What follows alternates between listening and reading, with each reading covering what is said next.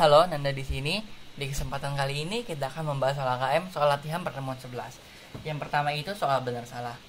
Nomor 1, perubahan dalam defined benefit obligation dan plan asset yang disebabkan oleh perubahan interest expense net dalam periode berjalan diakui di dalam order comprehensive income. Jawabannya itu salah, karena seharusnya itu diakui di income statement. Ini ada di PPT ya tuh. Diakuinya kalau interest expense itu di income statement. Sedangkan kalau yang di OC itu perubahan dari DBO-nya sendiri atau dari plan asetnya. Terus yang 2, status dana atau funded status merupakan selisih antara defined benefit obligation dengan plan aset. Jawabannya adalah benar. Karena pada dasarnya selisih bersih nilai DBO dan aset program net balance of pension asset or liability menunjukkan status pendanaan pensiun funded status. Itu ada di bukunya Pak Biswan halaman 182. Ya. Terusnya yang nomor 3, kewajiban pensiun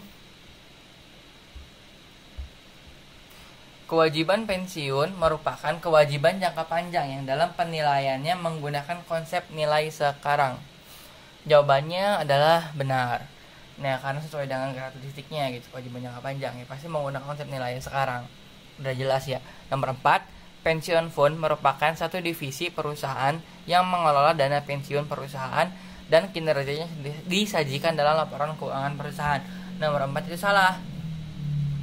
Karena dana pensiun merupakan entitas terpisah yang menjadi pihak dalam pengelolaan pensiun dan kinerjanya tentu saja tercermin dalam keuangan miliknya, pasti terpisah juga sama yang kita gitu.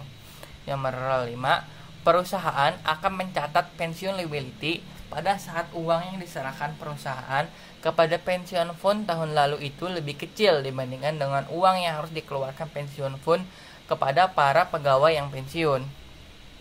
Nomor itu salah. Perusahaan akan mencatat penyesuaian pensiun liability berdasarkan selisih akhir DBO yang seharusnya dengan saldo DBO yang sudah ada dan saldonya kredit. Baru dicatat sebagai pensiun liability gitu.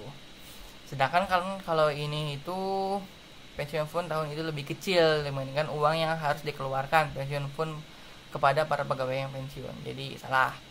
Yang nomor 6, perusahaan menyajikan keuntungan atau kerugian atas pengelolaan dana pensiun plan aset pada laporan laba rugi. Nomor 6 itu salah. Karena seharusnya di comprehensive income statement, di OC gitu. Ya, gitu maksudnya. Ini ada di sini.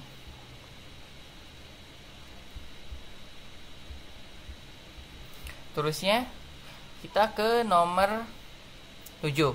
Secara umum, pegawai lebih menyukai defined contribution plan dalam pengelolaan dana pensiun. Nomor 7 itu salah. Seharusnya pegawai lebih menyukai defined benefit plan karena manfaatnya pasti.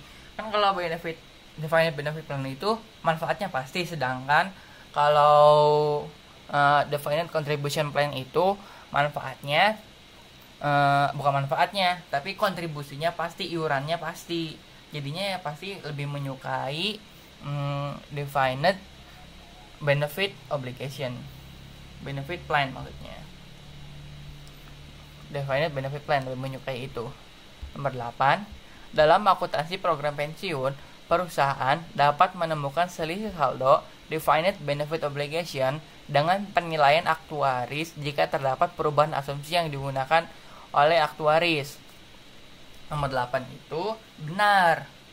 Jika perhitungan kembali dengan asumsi aktuarial menyebabkan saldo kewajiban pensiun berubah atau terdapat perbedaan antara tingkat hasil yang diharapkan dan aktualnya, maka selisih ditampung ke OCI tersebut. Jadi kan kayak penambahan jadi gini nih, perusahaan kebijakan nomor 8 ya. Dalam akuntansi program pensiun, perusahaan dapat menemukan selisih saldo defined benefit obligation dengan penilaian aktuaris. Jadi selisih nih saldo benefit obligation dengan aktuaris jika terdapat perubahan asumsi yang digunakan oleh aktuaris. Iya, kalau perubahan asumsi itu sama dengan reassurance kayak gitu. Nah, maka benar jawabannya gitu. Nomor 9, perubahan kebijakan perusahaan untuk memberikan tambahan manfaat kepada pegawai atas layanan yang diberikan pada masa lampau merupakan penambah pensiun expense pada periode berjalan. Nomor 9 itu benar, karena adanya perubahan kebijakan penambahan manfaat dapat menambah annual pensiun expense. Annual pensiun expense itu kan annual service cost. Jadi kalau si manfaatnya bertambah, berarti kan service cost-nya juga bertambah. Makanya menambah annual pensiun expense. Nomor 10, benefit yang dibayarkan kepada employee akan mengurangi plan aset, namun tidak berpengaruh terhadap defined benefit obligation. Jawabannya adalah salah, karena seharusnya ngaruh juga ke DBU-nya.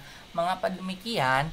Karena kan DBO itu kewajiban kitanya gitu, dan plan aset itu uang yang kita titipin ke dana pensiun. Nah, kalau benefit berarti kan kita ngebayar si pegawainya ya kan gitu ya. Plan asetnya kan pasti berkurang tuh yang dana titipinnya, dan otomatis kewajiban kitanya juga berkurang. Makanya harusnya si plan aset dan defined obligation-nya itu berkurang, bukan hanya plan asetnya doang. Nah, sekarang kita ke nomor 1 di soal isian singkat. Dalam perhitungan pensiun expense, kondisi yang terjadi di mana actual return dari plan aset lebih kecil dibandingkan interest revenue dari plan aset disebut asset loss. Ini lihat deh. Di sini kan diketahui bahwa interest revenue-nya kan 13.410.000. Sedangkan pengembalian aktualnya atau actual return-nya 12 juta. Nah, ini kan lebih gede si interest revenue-nya, makanya asset loss gitu. Nomor 2, asset gain diakui apabila ketika actual return lebih besar daripada interest revenue. Itu berarti kebalikannya yang nomor 1.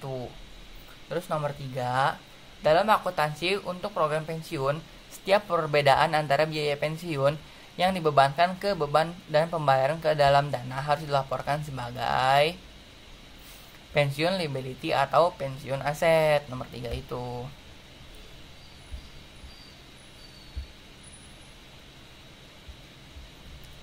Nah,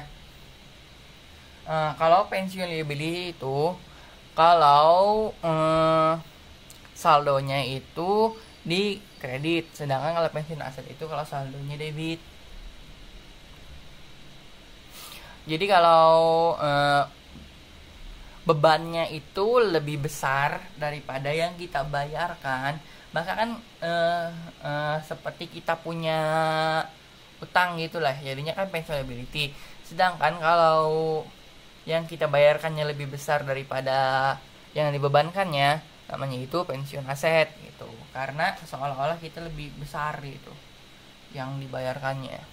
Nomor 4, pembayaran kontribusi oleh perusahaan akan mengurangi nilai bla bla bla dan menambah nilai bla bla bla, mengurangi cash dan menambah nilai plan aset.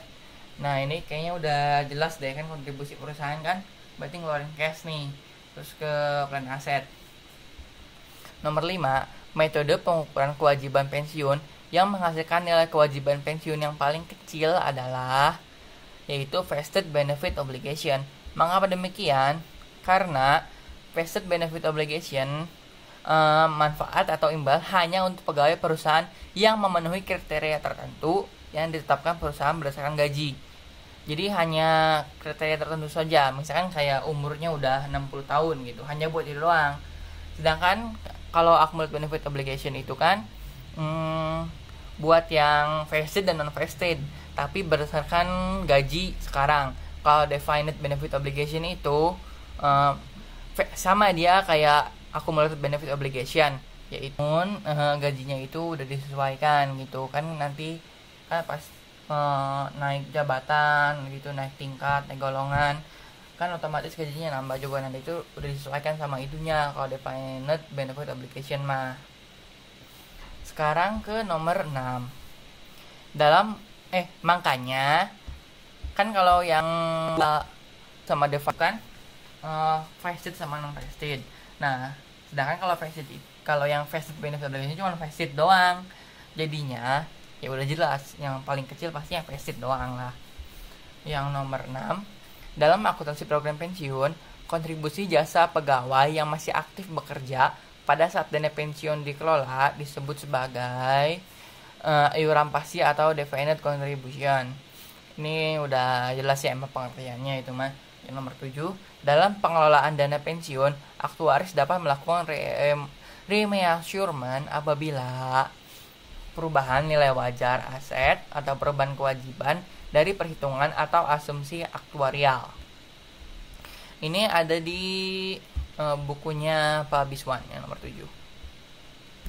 Terus yang nomor 8, jika nilai DBO lebih kecil dibandingkan dengan nilai DBO, nilai wajarnya itu lebih kecil dibandingkan nilai DBO, menurut perhitungan aktuaris, maka selisih tersebut akan diakui sebagai liability gain. Soalnya DBO-nya itu nilai wajarnya itu lebih rendah daripada yang DBO penentu perhitungan aktuarisnya, makanya itu liability gain. Ini kayak yang ini cuman kebalikannya, ini kan liability kan gitu. Yang nomor 9, perusahaan akan menyajikan pensiun aset pada laporan posisi keuangan apabila nilai kewajiban pensiun lebih kecil daripada nilai wajar aset program. Jadi kan nilai kewajiban pensiunnya itu lebih kecil gitu dari nilai wajar aset program. Makanya tulis pensiun aset pensiun aset. Jadi kan gini nih, si nilai DBO-nya itu lebih kecil daripada plan aset, kan berarti kewajibannya lebih kecil daripada asetnya, makanya dia mencatat pensiun aset. Kalau kebalikannya berarti pensiun liability. Yang 10, dalam pengelolaan program dana pensiun, apabila terdapat perubahan asumsi pada penilaian yang dilakukan aktuaris, pengaruhnya terhadap akuntansi program pensiun adalah, nah ini tuh pengertian dari remeasurement-nya sendiri. Jadinya maka ditampung ke OCI tersebut. Nah, kenapa ditampung ke OCI? Karena menyebabkan saldo kewajiban pensiun DBO-nya berubah atau terdapat perbedaan antara tingkat hasil yang diharapkan dan aktualnya. Nah, makanya itu ditampung ke OCI, bukan ditampung ke income statement, tapi ke OCI. Oke, sekian. Maaf hasil kekurangannya. Dadah.